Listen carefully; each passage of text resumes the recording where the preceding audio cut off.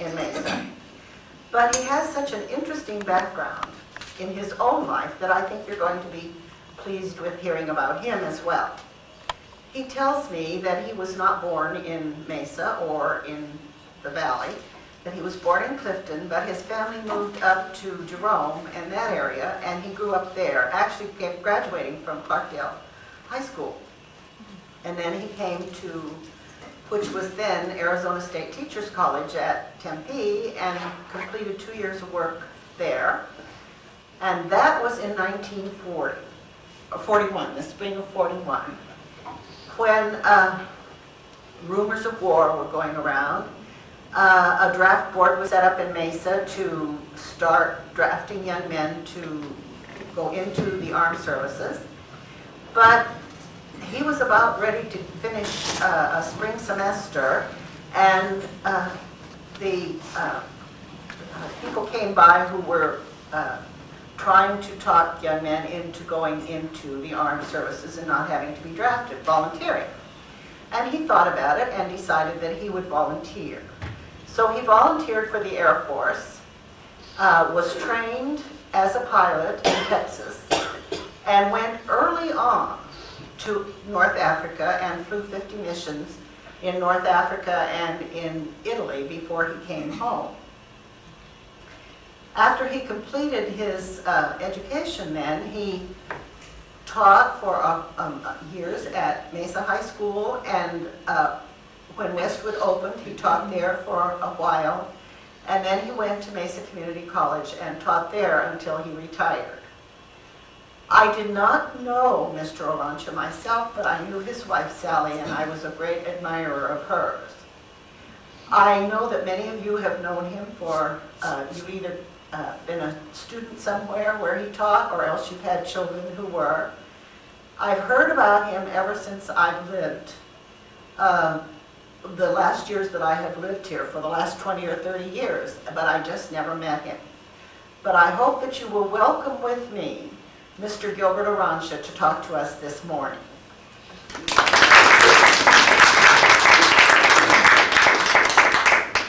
If you can hear me without the microphone, I would rather not use the microphone. Thank you, Mrs. Mott, and ladies and gentlemen, I'm very happy to be here. I consider you all my friends, because you're all about my age. Not really. I'm sure that I am a little older. I was born in 1917. Now you figure it out. Your words are you want to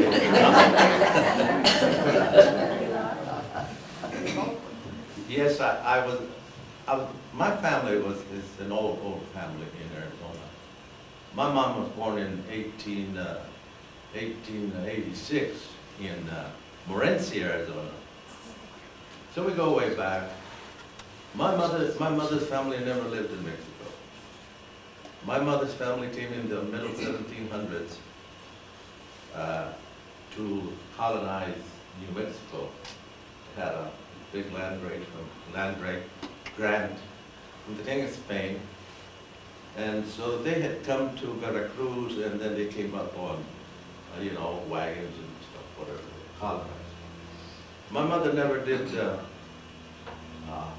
really know them, because by that time, when she grew up, when she was born, a lot of the land had been lost and so forth. But she did go back. My oldest brother, who was a teacher at that time, in Clarkdale High School, and who taught me. Can you imagine that? Don't ever be taught by any of your siblings or your parents even. They expect too much of you. But he was a great guy, and I got to appreciate him after I took his classes. When I was taking his classes, it was terrible. So he just expected that I'd be perfect in comparison to the other students. So it was not an enjoyable learning experience.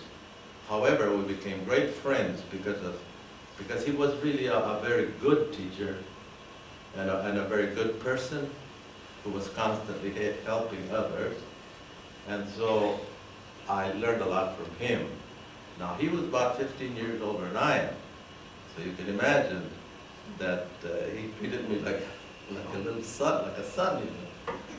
And of course, he was the firstborn, so anything that he said went. I did graduate from Parkdale High School as Mrs. Massa, and she gave you a little idea of what I did. I did come back after 50 combat missions, came back from Italy, and then I was assigned to train pilots in combat tactics in an airfield in South Carolina called Greenville Army Air Base. At that time, it was the Army Air Corps. We had no Air Force. And so that is, and then I came back, finished my education, struggled to get a job, finally Rulon Shepard, Mr. Shepard, some of you I know him, or rather knew him. He was a fine man. I had a great deal of respect for him. So I did teach Spanish and French at Mesa High, and inherited the position of you know, head of the department, which I held for the rest of the time that I was here, and even served as the district coordinator for the languages, foreign languages of the school district. At that time, we had built Mesa Westwood in 1962. I had gone to Spain on a Fulbright scholarship and studied there and returned. And I remember, and I'm saying all this because I think that you can, you know, should I say, you can recognize some of these people. I don't know how many of you remember Dr. Calvin Humphrey. Mr. Humphrey was a good friend of mine. He's been a colonel in the Marine Corps, and he was our assistant principal at Mesa High. And of course, later on became the assistant superintendent of schools. And Calvin was quite a person. I had come back. We were to begin the school year, okay? And we were to go. I had been asked by Elias Brimhall, and I suppose a lot of you remember Mr. Brimhall. And he was a very good friend of mine. We were able to talk a lot and get things straightened out as much as we could during the school, because I always belonged to what they call the principal's executive committee, which supposedly we represented the teachers. Anyway, when we met for the first time at Westwood, Mr. Humphrey was in charge. He's talking to us. He's giving us, you know, this little old talk about how great we were and all that. So he asked us a question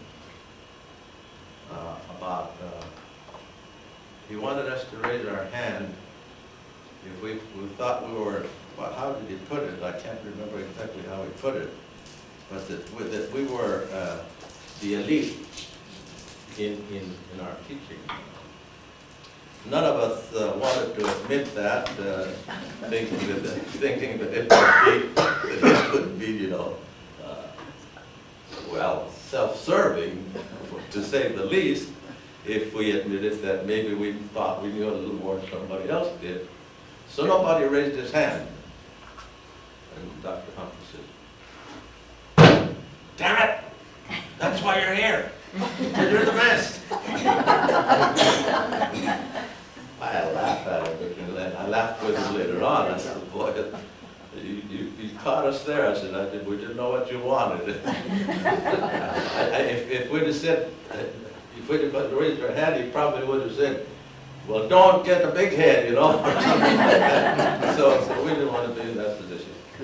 Anyway, I enjoyed my teaching here in the Mesa schools, and then at Michigan Community College until my retirement and Sally's retirement. And now, all of you know, not all of you, but I know that some of you knew my wife Sally. My wife Sally was from a very prominent Hispanic family. Of course, that's the proper term now, Hispanic. No, we didn't call ourselves Hispanic, but we call ourselves Mexican American. The reason being that there are such a big variety of Hispanic. And we, most of the people at that time came, their descendants had come from Mexico or came from Mexico. And now we have a hodgepodge of the Salvadorians, Ecuadorians, everybody, you know, big Cubans, we have a lot of Cubans, especially in Miami. Anyway, that is something that you didn't come here to listen to. However, I think that it kind of sets the stage a little bit and lets you know that I have been here, and I did become acquainted with Mesa in about 1933. I was in high school, and we would come for a week to the valley to play basketball. I was the basketball team, and so we would come for a week and we'd play Mesa, we'd play Phoenix, we'd play the Phoenix Indian School, and we'd play Chandler at times. So we'd play about 3 games and then we'd head back for home. And so I did know Mesa when it was village, confined within the boundaries that you know, as well as I do, Country Club and Mesa Drive and 4th Avenue and 4th Street, which later became University at Broadway. So, and I got to kind of know a little something about the people. By that time, they had already built the first church, which was Sacred Heart.